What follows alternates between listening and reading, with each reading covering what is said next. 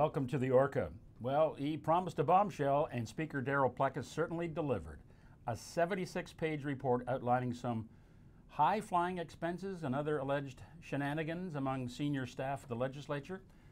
Within the next 48 hours, the accused, Craig James and Sargeant-at-Arms Gary Lenz, are scheduled to respond to a legislative committee examining their behavior. In the meantime, BC taxpayers are trying to figure out how all this spending could happen.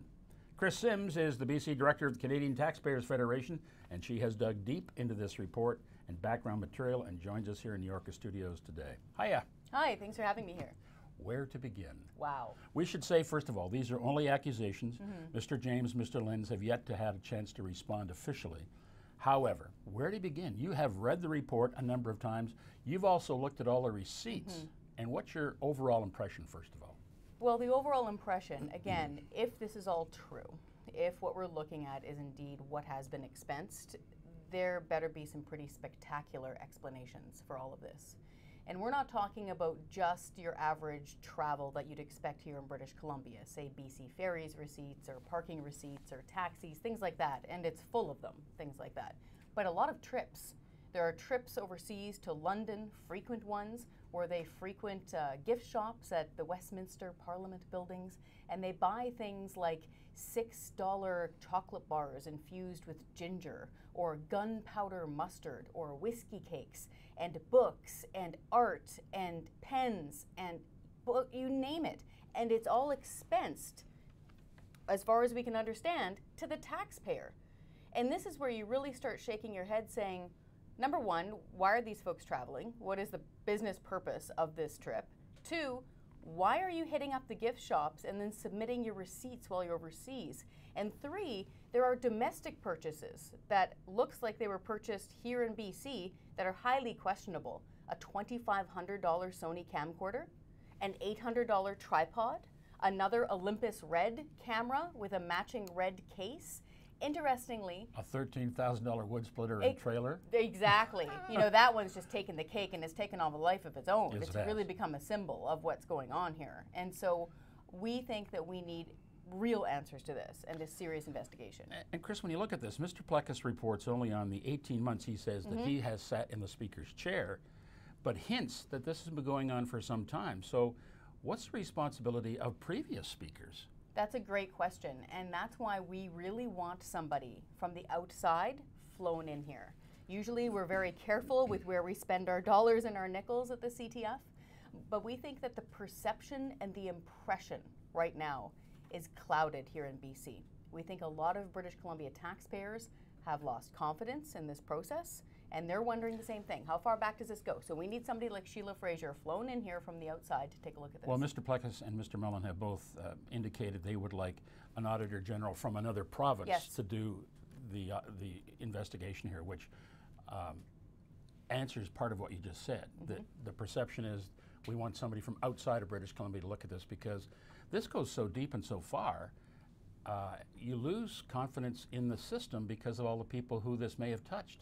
Yes, exactly. And then we don't know how many people it's affected. And then there's the big allegation that people were let go when they were trying to raise this issue. That's highly concerning. In fact, Mr. Plecas, didn't he say as well that when he was first made Speaker, he wasn't sure who he could trust? That's why he brought in Mr. Mellon, because he wasn't sure in his own cadre who he could trust, who was on his side. And that in and of itself, whether or not he's correct in that, his perception that he didn't know who he could trust as an official officer of the Legislature of British Columbia is highly problematic.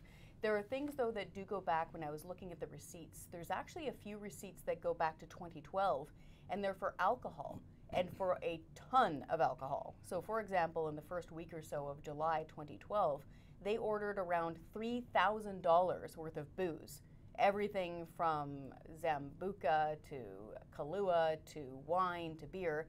And then just a couple of weeks later, $5,000 more of booze.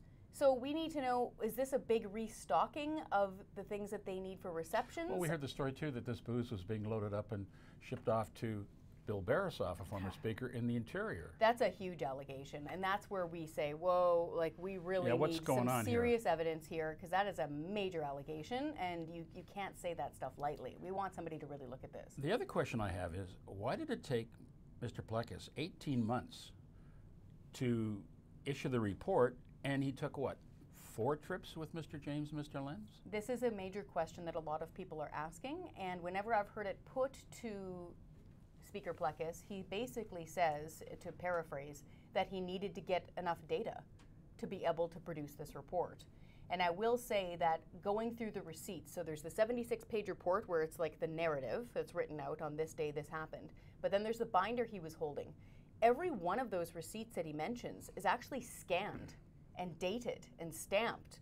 So that actually would have taken a lot of time and a lot of manpower to be able to actually do. So I'm curious now, again, this is why we need a real investigation by somebody from the outside of this entire affair.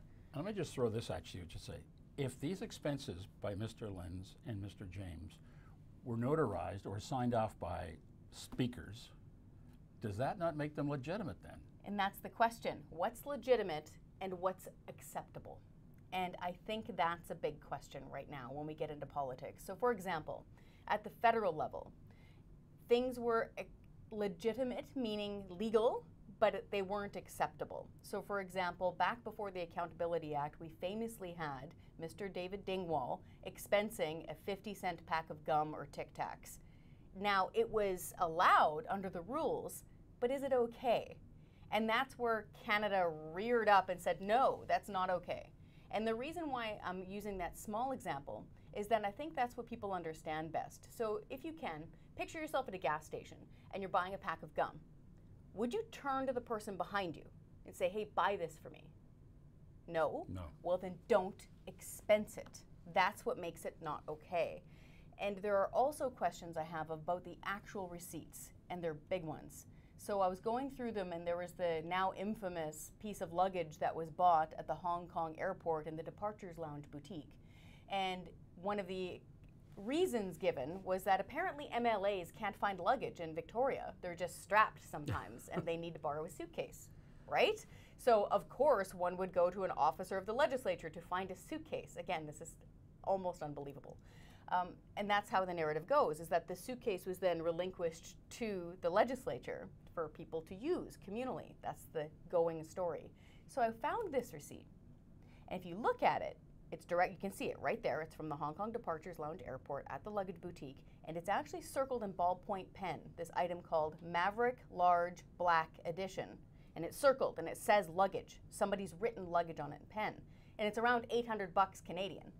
I wanted to know what an $800 suitcase looked like. Like, that's gonna be pretty fancy. So I looked it up on their website. It's a man's watch. It's not a suitcase. It's a man's black wristwatch. So that needs to be explained. There's still much to learn about this whole story, and there's a lot of finger pointing going on already right now. But ultimately, finally to you, Kris, who is responsible? The people who did this are the ones responsible. And I think that's the key question here, is that is why we need an outside independent auditor and an investigator to look at this to see if they did do it. And again, we don't know. Maybe some of this stuff was paid back. Maybe the alcohol was used over the years for a cash bar. We don't know. All we have is a massive amount of a paper trail, a lot of allegations, and so far no answers from the other side. And that's where I think this lands. And so that is ultimately who's responsible. And going forward, this can't continue. So right now, after years of fighting, we achieved, of course, back in 2014, 2015, we achieved a level of transparency for MLAs. Of course, those who actually get out there and get elected. They must post their receipts and their expenses online. They have to. They're also subject to FOI, Freedom of Information. So are groups like BC Ferries and BC Hydro. They're subject to FOI. But for some reason, the officers of the Legislature, those folks in the little clerk outfits and the black and white outfits, aren't subject to FOI. So that means even if we wanted to find out how much they'd spent on dinner, we couldn't have found out until now. Going forward, they must be subject to the same rules as the MLAs. It's only fair because it's all taxpayer dollars. As I said, still a lot to learn, a lot to uncover. Kris Sims, always a pleasure. Thank you. Thank you.